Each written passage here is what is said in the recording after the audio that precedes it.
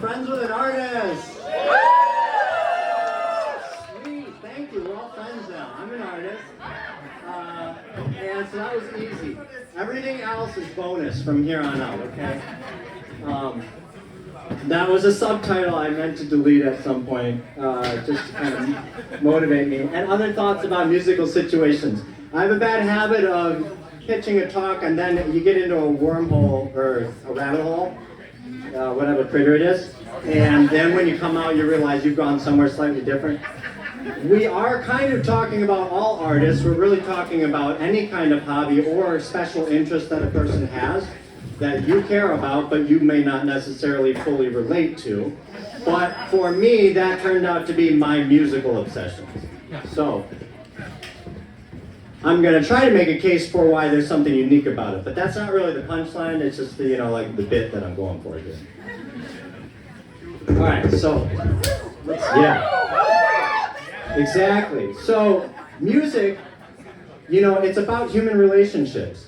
At the core of all of this, we have a tension between autonomy, being an individual, and a need for connection with those around us. And we know that community is vital now, right?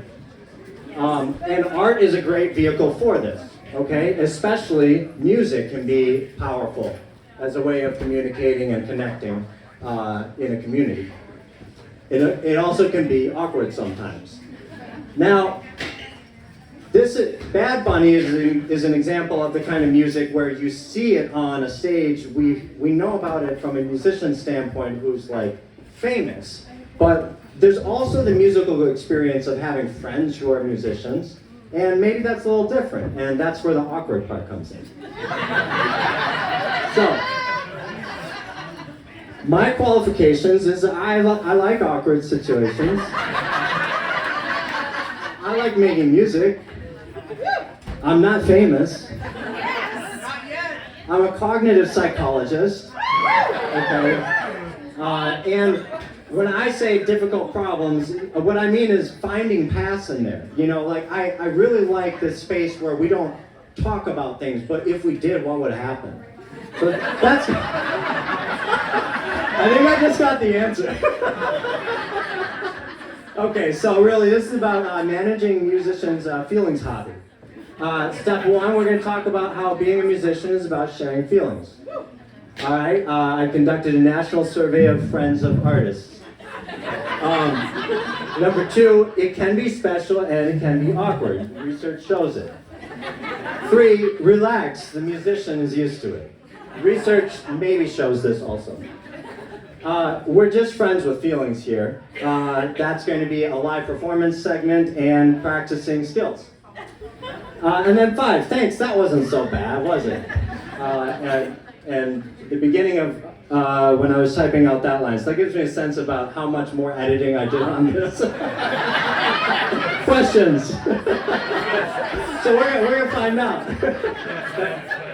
Tip, if you're gonna do a nerd night talk, finish your slides when they tell you to finish the slides. Okay.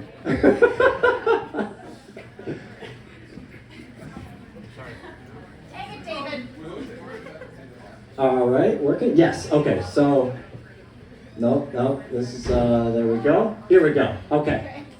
So, we did that, we got a national survey of friends, artist-friend relationship. I conducted this over the past couple days. Population distribution is mostly East Coast, surprisingly. That wasn't my plan, but, and then by Midwest, I mean Minneapolis. Okay, the participants identified as friends, artists, some of them, and friends that acknowledged that I was an artist, 40%. So, that can go both ways. All right. So, we jumped into it, and I just got real serious. How many art friends are we talking about again? This is average. And right off the bat, everybody asked me to clarify, like, ever or now? And so we broke it down, and art friends kind of went down a little now. And I was like, okay, we gotta unpack this. So I said, what kind of artists are we talking about? And so they broke it down broadly visual artists, other, and musicians, and we got a striking finding that the musicians are getting cast out, and it's like, okay, what's going on here? And I got all these great stories about things that got awkward, and I'm like, well, why is music so awkward sometimes, right? Okay, so, well, what I'm going to argue is that music, not more than the other arts, but in ways that are unique, is bound, and you can't separate it from emotion. Like, it's physiologically, emotionally ingrained. So, at the basic level of like what you're hearing when you call it music, if it's perfectly rhythmic, like right on the beat, it's called not music. People grade it that way. They say it's not music. And this isn't to say, like, if you listen to music that has a strict beat, that's not music. There's going to be other aspects of that music that are not strict beats, and that's what ends up making it music, at least from the subjective experience. But the musician themselves, what they are doing when they get in their craft is playing with less than a 20th of a second off of what the expectations are, right? And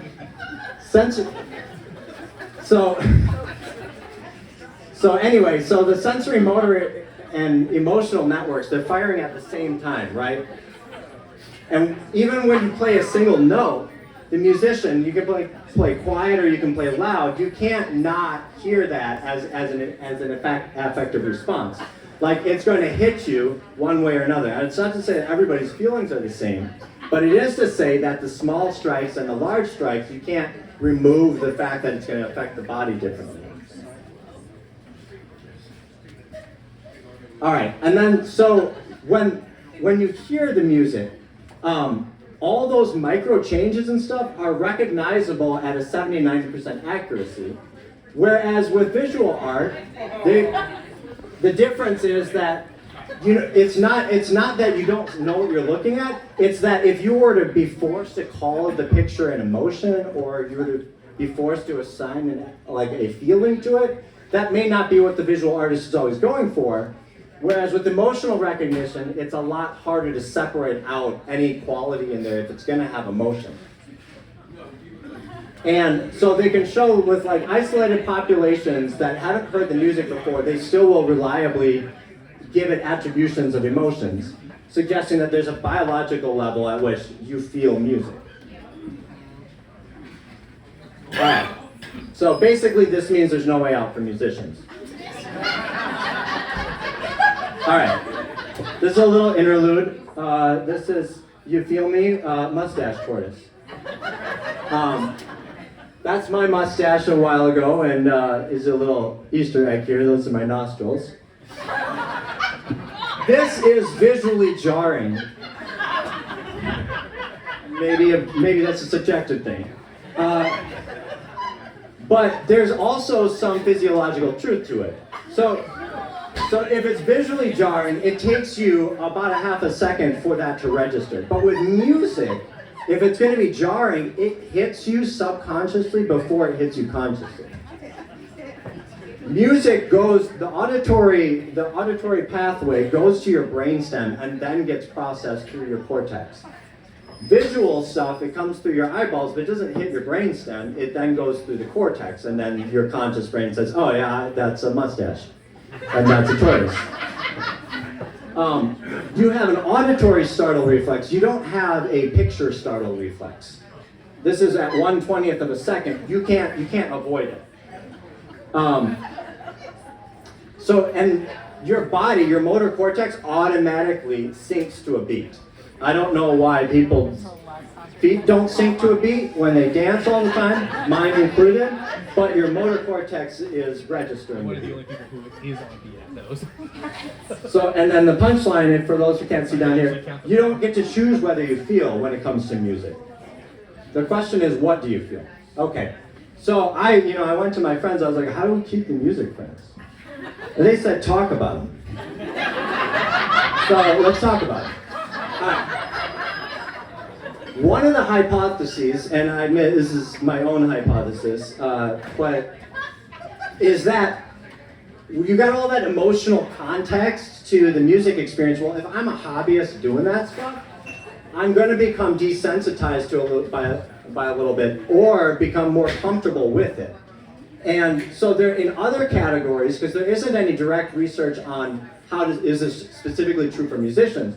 But if you take a therapist or a nurse that works in an ICU, they will sometimes underestimate the intensity, the emotional intensity of what's happening, because they're so used to it. So therapists underestimate their own clients' disclosure intent. Oh yeah, that was hard for you, I forgot. Like not always, but the idea is because they're doing it all day long, that there's a calibration thing that needs to be at play. Okay, and then there's this other element of production versus reception. So the music maker is producing when they have this emotional connection. Well, that's going to happen more often than your friend may have time to get all of that attention. So the tip is, don't share at the production rate, which might be like weekly, but at the listener capacity rate, which maybe it's monthly. But the real punchline is you got to work with your friends to figure out what those numbers are. That's the real punchline, right? Okay, so here's an example of a fellow musician friend. I've anonymized some of the content. And what they're posting repeatedly in a group channel, not to spam the thread, but offering. And these are 3 different events that are all just happening. And there's a part of me that's like, I want to be that person. Like, I want to be that brave. Like, that's awesome. But then also, what's happening? Where's it coming from? And I think it's that production-reception asymmetry, right? And then a little bit of desensitization. But we're not judging individuals here. The other thing is there's another side to it, and that's this side, the audience side. So in Western cultures, we discourage unsolicited emotional sharing. We call it appropriate, a certain amount of intensity, and anything else, it's not socially appropriate. But it's not a biological thing. It's a culturally constrained thing. Which means that if you think of your friendships as a microculture, there's an opportunity for anything you want to happen in that space. Which can be less, please. That's an option. Listen, I'm playing devil's advocate here. What I really want you to say is, can you just send me another did you do another draft of that song? Send that. Yeah, send it. I'd love to hear it. You know what I'm saying? All right, so that's just more of the same business there. Right, so what's experienced is a norm violation, not necessarily excess. Okay, so now is just sort of unsolicited tips. The idea is open up a conversation with your friends, whether they're the musician or you're the musician, and talk about the basis of the sharing. What is it? It's at the beginning, if you want to give them the benefit of the doubt, it's a fast intimacy test between humans in a time where we need connection. But you can also name how you feel. I'm not ready for intense today, okay? This is a hard one, but it's a very powerful one. Did I feel something, or do I like what I felt? If you can separate those and say, like, listen, it's not for me, but I did notice that when you did the thing with the music, it got me a little worked up. Ask about the process, not the product. So what was it like to make it? Remember, you're not the critic, you're the witness. So the idea here is you're engaging with a human, and yes, it's an emotive object, but it's not necessarily that you have to own their feelings in order for you to have a connection with them. All right. This is a fun adventure of me remembering what I used to think about the talk before I revised the talk. So,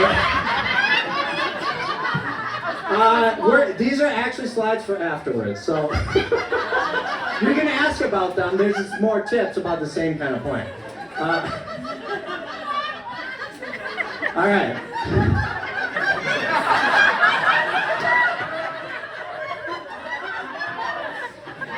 Okay. This is fun. Mark, do you want me to load a fresh copy of your slides? Yeah, sure, let's do that. Yeah, let me know when you got it and I'll switch over. It's totally fine. We're doing great.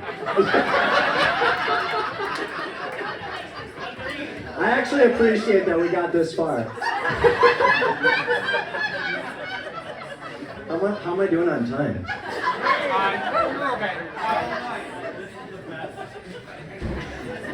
Start a podcast. All right. Can I have songs in it? 14 minutes, so a little bit longer. Okay. But we won't count the technical difficulties. We'll go down. Let's jump in right here. Yeah, this is great. Okay, perfect. Yes, perfect. Thanks so much. Hey, this is my bad. Thank you for being flexible. Appreciate it. All right, so we mentioned one of them, which was talk about them. And then the other was skills practice. Okay, and then I asked, are you sure about that? And they say yes. So, live performance imminent. This is the one. This is the moment. I was supposed to wink at you. No, it's fine. I got it. All right. Okay. Okay. We weren't supposed to draw this much attention to it just yet. Oh shoot. Yeah, we're doing. It's all right. I'm gonna push that button, but can you hold that so I can push the clicker? Great. Thanks. This is a really special experience for me. All right, so this is a practice of consent and disclosure. Notice what you feel. I'm not asking you to like it. Great practice. I'm not asking you to validate me. It's great. I'm not asking for no mistakes. All it takes is a little time on your side. When you say you'd be there, so don't call me today. If you're gonna call me daddy. I mean friend, call me friend.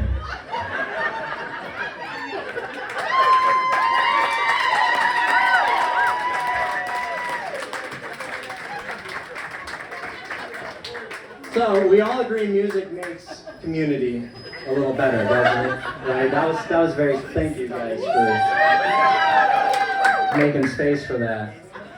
So pro tip: open mic nights. I'm not gonna rag on the idea of hijacking a nerd night mic to sing, but there are places where you can go and witness or participate in the best of all the thing that I'm talking about, which is like people showing up and holding space, but not necessarily like saying, yeah, I exactly feel how you felt when you just performed there. Both of these venues are fantastic, and the production is wonderful. Snapped, I might be a little more partial towards, no bias or anything. Talk to your friends about their hobbies, their crafts, their arts, their music. All right.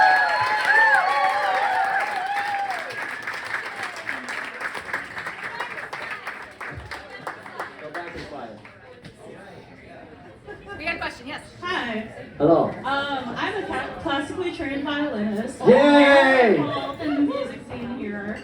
I would like to validate a lot of your feelings. Myself and many other musicians I know love to talk about ourselves and what we're working on. My question is, what is your sample size for your research? Oh, I was going to mention that. See, I left the sample size out to protect the anonymity of my friends and also the anonymity of the size of my friend group. There's about 6.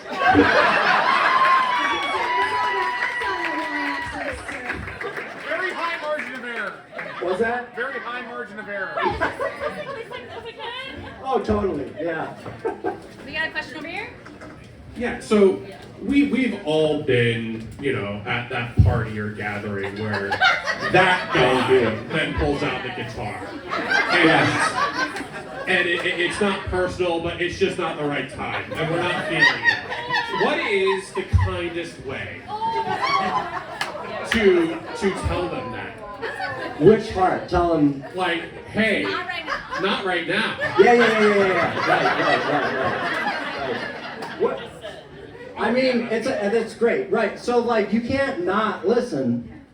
You know, you don't have a choice, right? So you can tell them, listen, my spinal cord is not okay with this right now. One part of it. The person in question is my father-in-law. Father-in-law. Okay. Is it happening frequently? Every time. Oh, dude. Tell them to Yes. your ACL. Okay. You gotta have a conversation. So like we go to the tip slide real quick. Start with the easy stuff. So which one is it? 2 emo or repeated show invitations? So thanks for sharing. This is if you were by text, right? I wanna support, but I can't. I'm just not.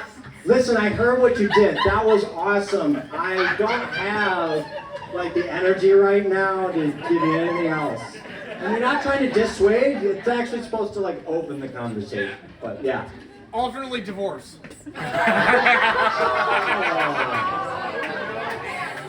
So I'm interested in the brain science things Yeah. that you put up there, and so taking like 300 milliseconds longer for the visual information, and the whole binding problem there. Is watching live music like lessen the emotional impact? Can you clarify the connection? So you're taking longer to process the visual Yes. information that you're trying to sync with the music that you're watching performed live. Does it like deaden the emotional impact that you would have had it 300 milliseconds ago? Well, okay, so first of all, so the short answer is I don't think so. I don't think it will. There's a couple of different reasons why. I can tell you, like from what I do know, which is not necessarily the music aspect of it, but your brain is integrating the signals. When you have streams of information coming in, it coordinates them. So it's more of just an initial onset kind of observation to be, like answer you directly. But the other thing is you're paying attention to the signal that matters most. Yeah, so it's gonna sync or slip based off of like, okay, where's my attention? But you can get stuff from your ear to trick what your eyes are experiencing, and vice versa. Alright, one more Yeah. question. Okay, all right. Well, thank you very